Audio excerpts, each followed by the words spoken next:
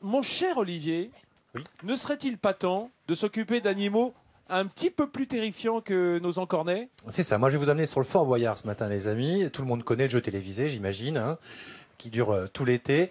Eh bien moi ce matin je vais vous montrer l'envers du décor et l'arrivée des mascottes du Fort Boyard. Les tigres du Fort Boyard, les gardiens de la salle du trésor. Parce qu'ils passent pas toute l'année forcément, on s'en doute. Ils arrivent pour le tournage vers le mois d'avril, La belle mois de saison, mai, quoi, au printemps. la belle saison, pour passer 2 mois d'été sur le Fort Boyard. Opération suivie avec les dompteurs. J'ai toujours rêvé de dire ça. Felindra, tête de tigre.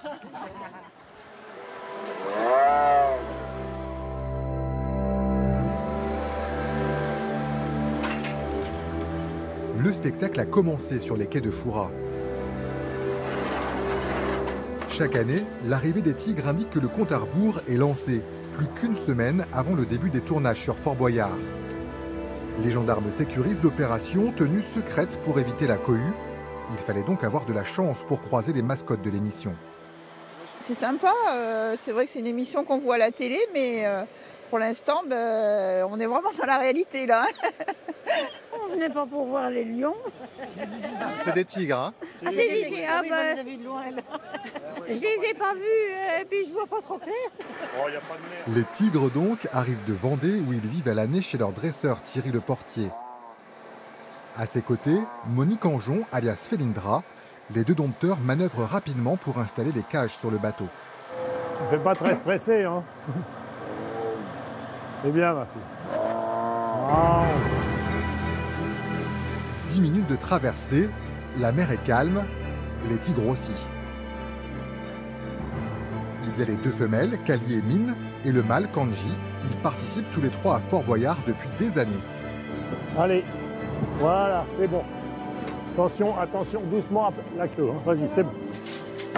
Un par un, les tigres sont acheminés vers la salle du trésor, leur espace de promenade pour 2 mois désormais. Pour eux, c'est un endroit connu, c'est un endroit qu'ils connaissent. C'est pas un endroit qui est stressant du tout, vous avez pu le voir sur le bateau. Là, maintenant, ils savent qu'on est arrivé, ils sont pressés de reprendre c'est leurs vacances d'été, quoi. À l'arrière de la salle du trésor, la fauverie, où règne Monique Anjon. Elle sera là tous les jours jusqu'en juillet pour s'occuper des tigres. Le matin, on arrive à 7h, donc je les décale, je fais le nettoyage. Ensuite, ils sont en stand-by pour l'émission. Donc ensuite, quand l'émission commence, ils sont installés dans la salle du trésor toute la journée, donc ils se baladent à leur guise. Fin prêt à terroriser les candidats comme Baptiste Giacobini en 2014, Kanji avait beaucoup apprécié les pneus de son véhicule, un moment devenu culte. Je peux pas rouler, il a déjà jeté la roue. Oui, il a déjà jeté la roue, c'est vrai. Mais nos 3 tigres vont bientôt laisser la place à d'autres. À 12 ans, c'est l'âge de la retraite, estime leur dresseur. Ils quitteront la scène du Fort Boyard à la fin de cette saison ou la prochaine.